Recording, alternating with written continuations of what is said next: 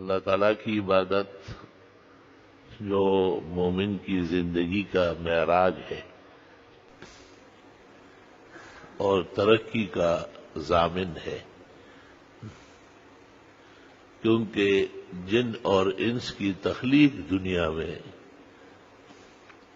عبادت کے لیے، وما خلقت الجن والانس الا لیعبدون، عبادت امتثال الامر اور اجتناب النواہی کا نام ہے۔ اصفہانی نے مفردات میں، زبیدی نے تاج میں اور ابن منظور نے لسان میں اور جوہری نے صحاح میں یہی غرض بیان کیا ہے۔ عبادت میں ایک اساس ہے جسے ہم بنیاد کہتے ہیں، اور وہ ایمان ہے اور اسلام ہے۔ بغیر ایمان اور اسلام کے تو عبادت نہیں ہوتی۔ اچھے کام ہوں گے، بہت بھلے ہوں گے، مخلوق کے فائدے کے ہوں گے، لیکن عبادت نہیں ہے، کیونکہ عبادت ایمان کے نتیجے کو کہتے ہیں، ایمان کے ثمرے کو کہتے ہیں۔ ابو طالب نے بڑی خدمات کی ہے اور بہت دیر تک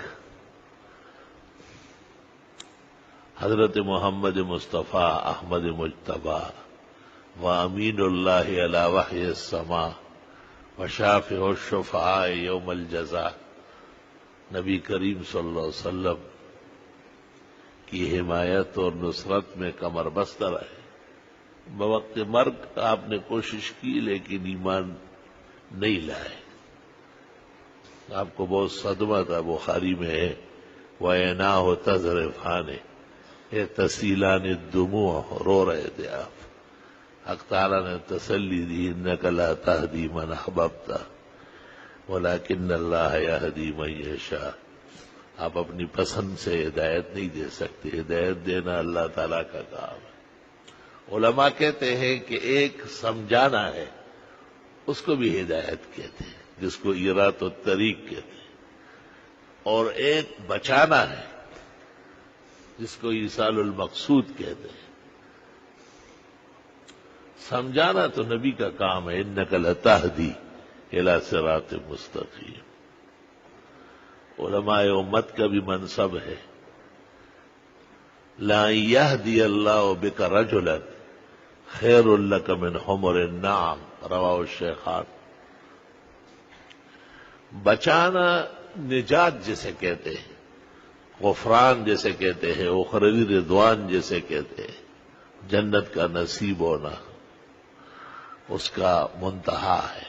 حدیث شریف میں ہے مومن جب جنت اتر جائے تو اس کے تمام ارمان پورے ہو جائیں گے اور تمام فکرے اور غم چھٹ جائیں گے، اور اس سے پہلے تو دری دنیا کسی بے غم نہ باشد اگر باشد بنی آدم نہ باشد۔ آدمیت کا حادثہ ہے کہ اس کو کوئی نہ کوئی فکر لاحق ہوگی۔ رسول نبي كريم الطباع وأصحاب